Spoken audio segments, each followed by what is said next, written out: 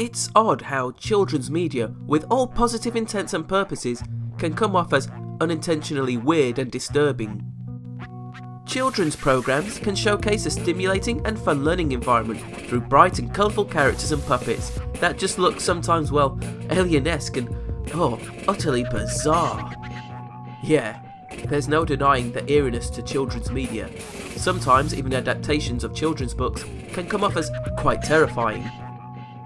And sometimes there are even children's programmes that just wanted to scare our young little minds. Why, I was even taken back when I revisited a Playday's marionette character named Lizzie the Puppet, who moved with a strangeness that evoked a feeling of sheer dread with her awkwardly puppeteered movements to her dance. You dance so well, I promise I won't pick you.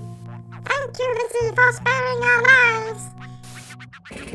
And so, in the midst of my reminiscence, a strange door in my mind's eye appeared. All those long locked away childhood memories of my repressed childhood began to creep out from the door, and I remembered an even more frightening marionette puppet going by the name of Doobie the Damned Duck. Yeah, that damn duck used to give me nightmares and had to run out the room every time he and his marionette minions appeared. Today, the Doobie Duck Disco is coming from... Oh yeah, and he had a really horrible sounding voice too. I hated it. Doobie and his disco parents hope to see you soon. Doobie, doobie, doobie, doobie, doobie, quack, quack. Yet, it began to get the gears in my head in a turn. What other repressed nightmare childhood memories lay locked behind that door? Well, why don't we venture further through the door and see what other repressed childhood nightmare memories that are now ready to resurface from their prison are waiting for us. So join me, the Blue Artisan, as today we venture through the door into my own childhood trauma.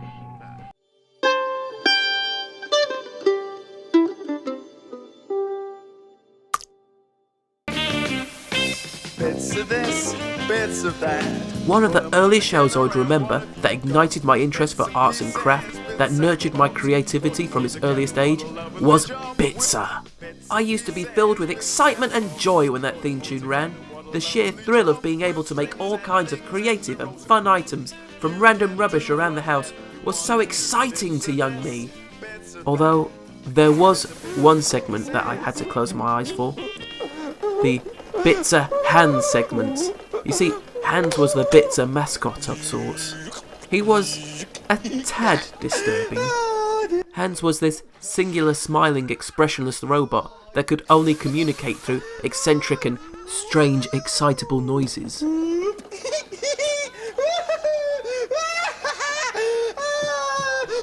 He's very akin to those fortune-telling creepy robots you find in piers and circuses or carnivals too. That probably sums up why I don't like Hans so much, because it reminds me of those awful machines. Every time it zoomed in on his hands making something, it just seemed to look like his gloves were exposed bones, you know, those kind of skeleton gloves you get at Halloween. His grey appearance, his haunted face, that disturbing crazy off his medication sounds. This very being turned my joy of Bitzer to horror. And now for the craziest bit in the whole series. So I'd open my eyes up again as soon as he'd leave. Switching channel to t'other side now, as CITV also had, I would say, a semi-more popular arts and crafts programme dedicated to encouraging us youngsters to make things out of rubbish and such. Of course, if you're British and grew up in the 90s, you know what show I'm about to talk about, and what segment I'm going to mention. It is indeed Art Attack and the Head segments. Hello! Yes, it's me again, the Head. You see, the host of the show, Neil Buchanan, would go out of his way to construct some imaginative pieces of art and fun decorations of sorts with PVA glue and acrylic paints. Then, after Neil would make said item, it would cut away to a character akin to Hans from Bitzer, called the Head. The Head was a character who was like a Roman bust caricature, whom, after congratulating Neil on his masterpiece, would recount to us, the viewers, on how to make the show's first item. The joke would often be that the Head would try to recreate the item himself, but with him just being a head, it ends up falling apart. Otherwise, that might happen. Oh. Which, yeah, I can freely admit, that is a kind of funny gag for a children's show. Yet I can't help but get a creepy feeling of dread when he shows up. Is it the way he looks? Because he certainly carries that uncanny valley eeriness to his concept. Is it the weird way he's overly animated to be overly joyful? Well, maybe it's all of these, but one thing that always weirded me out was the fact that while it was funny in the way he would try to attempt and fail at his recreation of the final product, the head would wail and moan in frustration when he couldn't do it. It came off quite scary. His wailing moans was always the thing that got to me. Sometimes what could be worse was when he succeeded in that rare attempt, or sometimes he would make a joke and he'd be so ecstatic in his laughter as he waved his head, he would just come off as disturbing. Oh. I don't know what it is, but I've always found the style of 70s camera recording rather unsettling, and to me having this eerie, unnaturally creepy aspect to its footage. It's for that reason that I find the Third Doctor's era, Jon Pertwee, to be bloody frightening. After all, the Autumn episode really did a number on my fragile little mind. And it's funny how Jon Pertwee would then go on to star in another role for another character that I also found equally horrifying to watch when I was little. Wurzel Gummidge. The guy looks like a creepy hobo stalker that preyed on children. And the 70s style of camera recording really did make him look off-putting. So what exactly is the character of Wurzel Gummidge? Well, he's a magical scarecrow that can come to life, and he can swap his heads for all sorts of occasions, and have lovely characterised heads like handsome head. Great. I know Wurzel Gummidge is meant to be a fun, happy character who goes on escapades with all the children, but please tell me if this intro alone doesn't look like something from a 70s horror B-movie. He looks like a themed serial killer who stands in a field waiting for his next victim. I mean, all I need to do is just change the music a little bit, and the text alone looks like something from a horror film. Look at it! It's frightening! I remember there being this one episode that I found very disturbing, and I had to lock it behind that door as soon as I could. This particularly frightening episode was when an evil scarecrow maker turned Wurzel into a zombie slave for his own evil doings. And ever since that episode, every time it came on, I would just leave the room. And it's that reason why I've just blocked out Wurzel Gummidge, and I don't really remember a lot of it. Maybe it's just that mix of creepy 70s camera style and hobo appearance that just gave me a naturally unsettling feeling about the character. That aside, Jon Pertwee is a legendary actor though.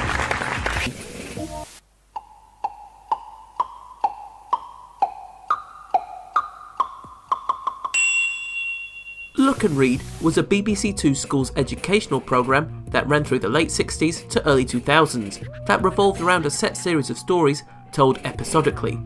Some had different themes to excite and entice younger audiences to gravitate their young minds towards the fact that reading is fun and can help you out in any situation. Now each of these serialised dramas ranged from sci-fi fantasy and even mystery-like dramas, and each episode involved lessons about reading and writing, and due to the low budget early Doctor Who-like effects of the time, well, some of these dramas they showcase came out looking pretty damaging to our young adolescent minds. Take The Boy from Space for example, a very early 80s look and read story. And just look at the nightmarish cover they chosen. Well, that's not unsettling or disturbing to look at, is it?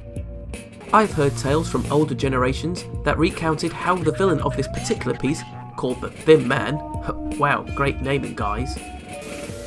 This guy, the Thin Man, had kids running home and having nightmares that very night, a la Paul Berry's Sandman, in regards to how bedwettingly scary he was. He was tall and thin, and he had a...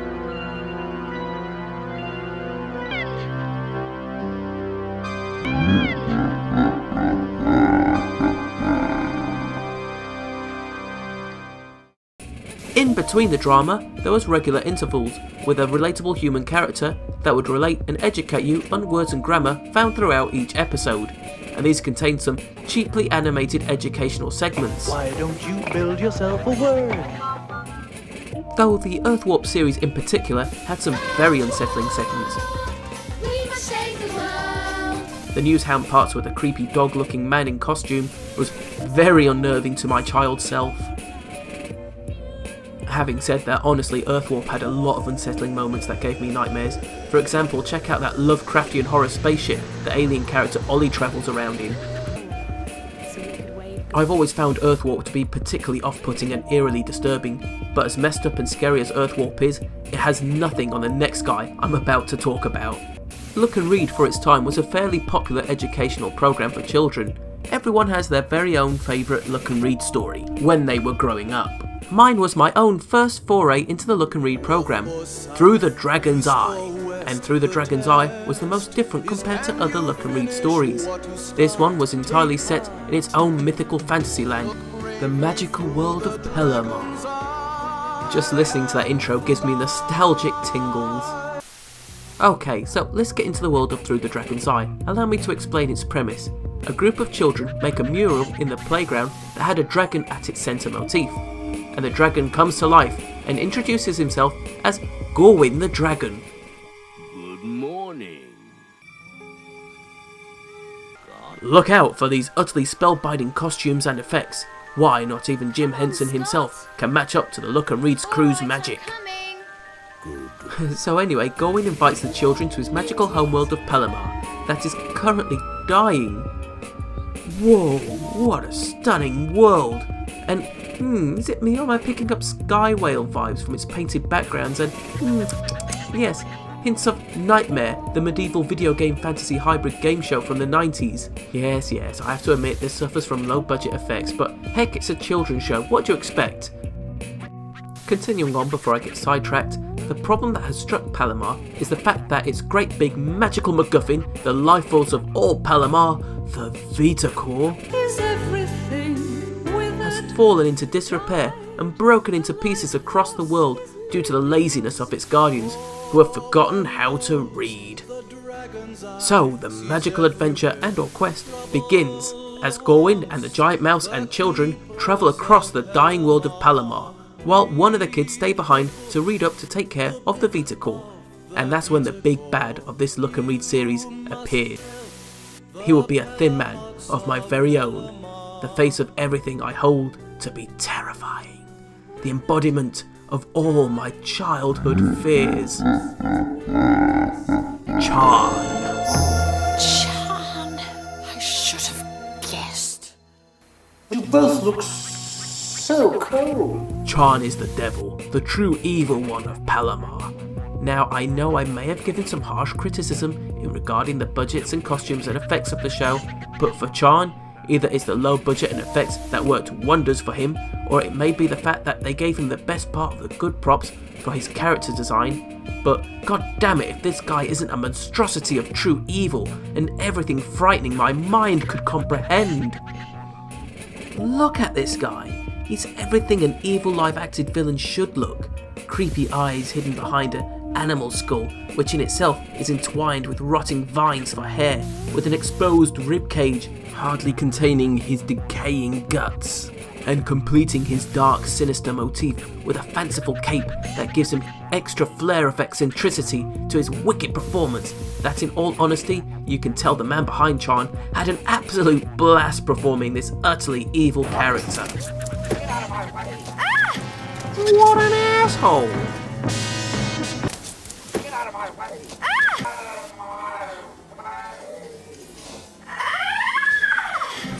His most frightening aspect that came not only from his appearance but his power as well.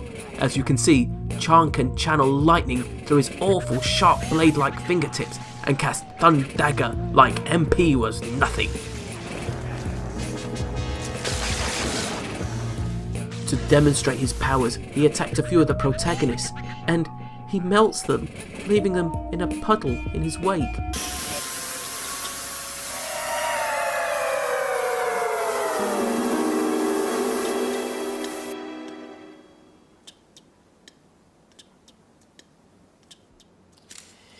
You always were rather hot-headed, Doris.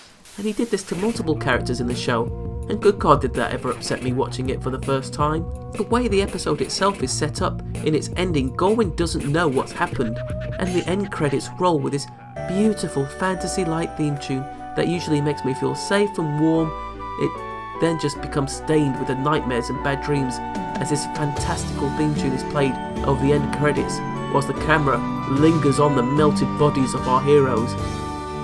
Yeah, okay, looking back at it now, this scene looks pretty atrocious with its terrible visuals, but not to young me. The way the camera scanned across the room with the credits rolling over the puddles of what were the characters, it was really upsetting to young me. I couldn't sleep that night due to that. I didn't even want to watch the next episode and find out what happened because I absolutely was terrified of that ending. And even rewatching certain episodes, I couldn't look at the screen when Chan was on because it just genuinely frightened me. I couldn't stand to look at him. I tell you what though, it did gear me up for the final showdown between Gohan and Chan. That fight, boy, did I ever want to see Chan get his. Master of Pelama. I, Chan the evil one!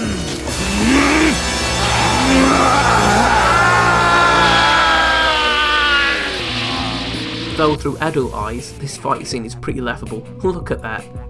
But I have mad respect for the actor who played Chan. He's really in his element.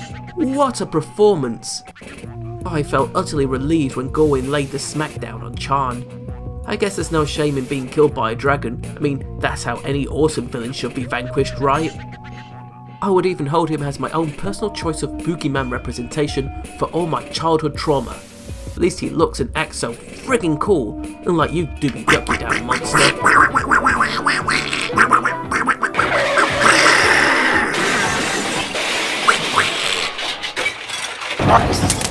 Get out of my way! Chan is just overall one bad mother, with looks and power behind himself to prove it. There's plenty of other childhood programs and movies that I can recount that scared me, but I'll revisit them another time and save it for a future video. I wanted to discuss the main big one that holds all the other fears in check behind my door. Speaking of which, I better go close it now. If you like the video, then please leave a like and subscribe and turn notifications on if you want to keep updated on my new videos. And don't forget to check out my Facebook and Twitter as well for all the latest news regarding my channel. Until next time, goodbye.